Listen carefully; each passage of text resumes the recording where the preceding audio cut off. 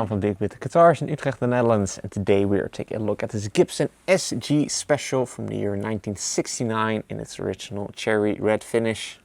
All original, by the way, original P90s, electronics, wiring, and vibrola tailpiece, I'm sorry. Original Gibson vibrola tailpiece.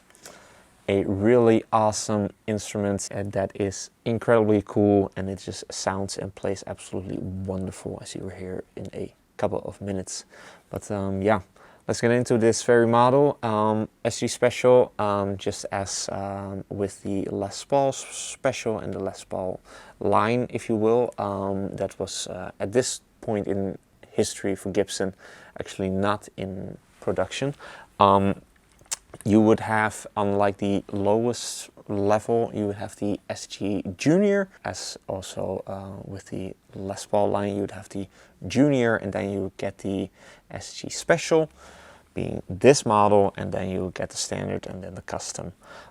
So this is level 2, if you will, which comes with this type of layout. So the Junior would have only just one P90 in the bridge position, and then the SG Special would get 2, as well as binding on the fingerboard, and yeah, obviously also for the 2 P90 pickups it would also get 2 tone controls and 2 volume controls, and this one also came with the tailpiece, vibrola tailpiece. But yeah, I mean, that is really all that you need. Actually, everything above that, so the SG Standard and the SG Custom, they just look cooler, as in that they have more fancy appointments, like with binding and with pearl and stuff. And they also got humbuckers, and this one still has the P90s, but that is really just kind of that really kind of depends on your taste. Do you like P90s or do you prefer humbuckers? If you prefer P90 pickups, then this is just really everything that you need. It is really just a full package. So yeah, the further specs, obviously, like I just mentioned, the original P90 pickups from 1969.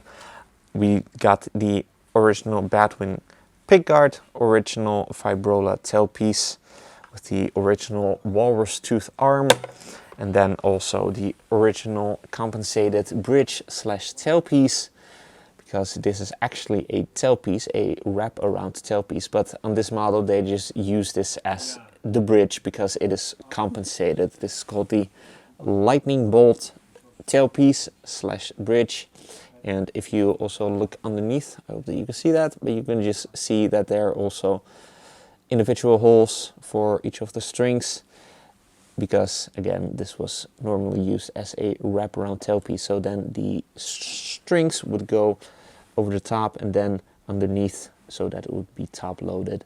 And yeah, but this just also just works perfectly fine as a bridge.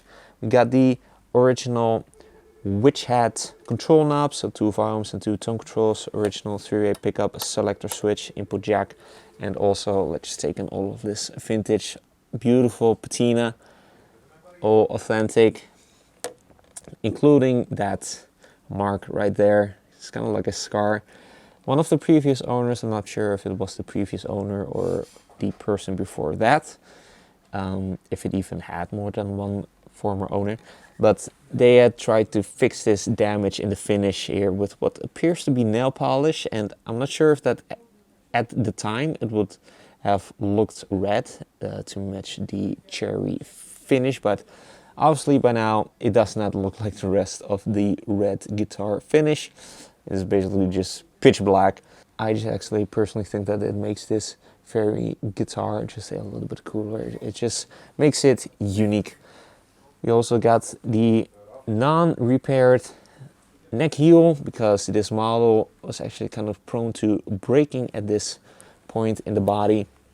So that is all intact, so that is very nice to see. You also got the same authentic wear going on the back of the neck, and it is just plays incredibly well, incredibly smooth, and it just looks really killer. Original fingerboard, rosewood fingerboard with the small dot inlays. As for the neck profile, it is incredibly comfortable. It is the narrow neck style that they produced in the late 1960s, so 1 inch and 9/16 of an inch. If you got kind of smaller hands, then this is definitely really well playing instrument. But the profile, it is still actually fairly thick, really resulting in a really well-rounded neck that just plays incredibly well. I don't think that I've ever felt this type of neck before on any sort of guitar. It just plays incredibly well and it's very comfortable. We also got the first year volute going on because in 1969 this was first introduced, kind of meant to reinforce the neck, this little hump on the back of the neck as it goes into the headstock, because this is a point where a lot of necks had met their unfortunate fate of breaking. They still do today. So this is what they actually come up with at Gibson to kind of reinforce that and to prevent that. And yeah, as we can tell, there are no cracks or repairs, so that is very nice to see. So it is, you can say that it did its job, or just that the former owner was very careful with it, either way.